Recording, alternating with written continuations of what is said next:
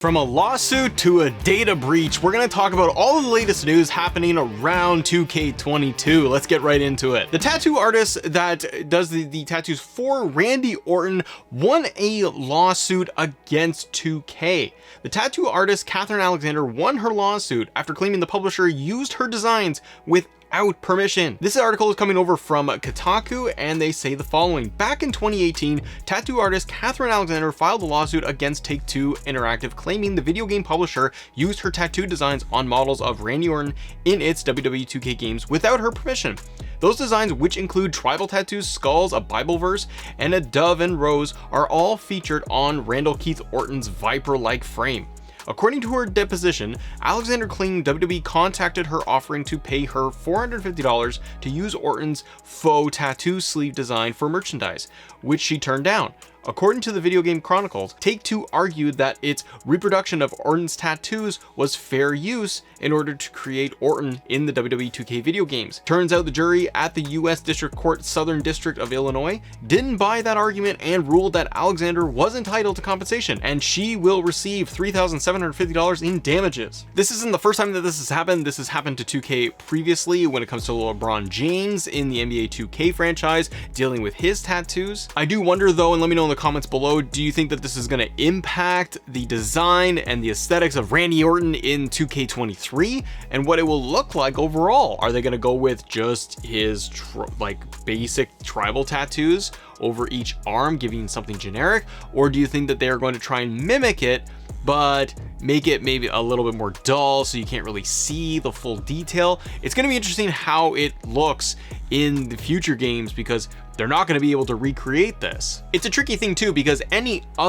future WWE games that we have, that there are superstars, for example, that have any tattoos, that it's going to be a little dicey if they're going to want to use those and opt to use those in any of the future games for those stars. I mean, think of just very clearly Cody Rhodes and the American Nightmare tattoo that he's got just sandwiched right on his neck. I wonder if we would get that in the game. Most likely, but you got to understand that it could be a little dicey as we go down the road with this. Now, switching gears over to My Faction. Yes, we're going to talk about it for just a second. Hang with me, but we're talking about what you can unlock in My Factions right now as we are around the time of Extreme Rules. WWE's Premium Live event is happening, and we may or may not get The Fiend in there. And do you think he's going to show up? Because I got a feeling that it's going to happen. It's going to happen tonight. It's going to be very interesting. But when it comes to My Faction, you're going to be able to get locker codes and new card packs for Extreme Rules. The locker code that you can use to unlock is going to be 2K Extreme 22, and you receive 5,000 My Faction points and a single Equalizers pack. The other is the Extreme Rules card pack that dropped, and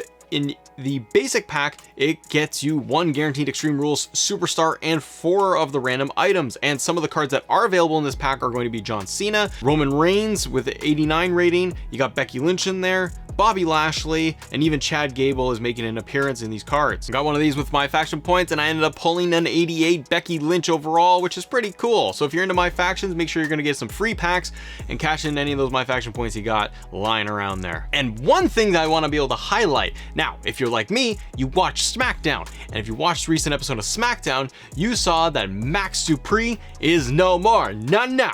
Max Dupree is gone, and he is back officially as LA Knight. Yeah. LA Knight. Yeah. So I'm really happy over here as a big LA Knight fan. And it means that we are going to finally get LA Knight back on SmackDown. We're going to have him be revealed and debut as LA Knight. I cannot wait. So with that, we saw Max Dupree switch over to LA Knight on SmackDown in a backstage segment, breaking up with Maximum Male Models. And if you want to be able to get that specific backstage attire with the red jacket, we have it here, and this is coming over from Don.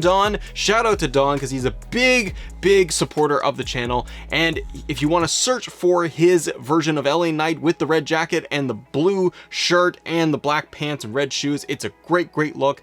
You can search for the hashtag AYO_BXBY2006. Enjoy. Yeah. And finally, let's talk about data breach with 2K. I'm mentioning this because even myself, I received this email. Can I have your attention, please? Of course you have an email, you idiot. Just read it. From 2K regarding a data breach. So double check your accounts and everything to see if this happened to you. But let me tell you what's going on. I received a notice of a data breach from 2K themselves, and it says, we are contacting you to let you know that an unauthorized third party gained access to and a copy of a limited volume of your personal data held in 2K's help desk system and made it available for sale. We want to emphasize that at the outset that keeping personal data and safe and secure is very important to us, and we deeply regret that this has happened. Well, if you deeply regret it, give me some attires for free.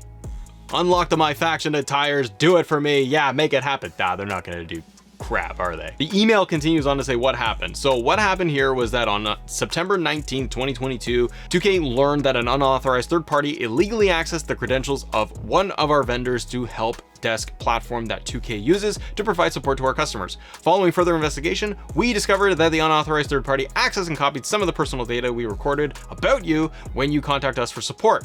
So what happened here is that Matt went through 2K to the help desk when I was making suggestions on how to fix the game.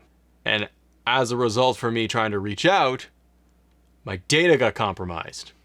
So if you have ever reached out to 2K for WWE, for NBA, for whatever, double check in your emails to see if there's anything in there with your information and maybe have been compromised. Change up those passwords, logins, etc. surrounding anything to do with a 2K account.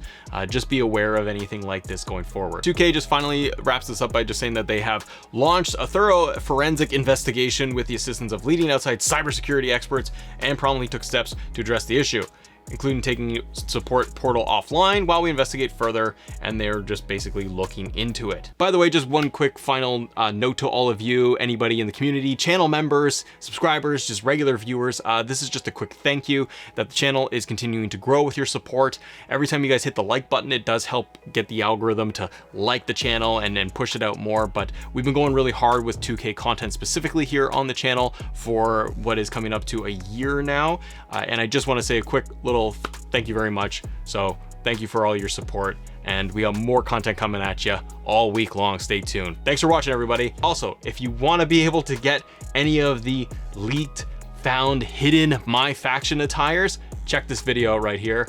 I got a bunch of them ready to go show off. See ya.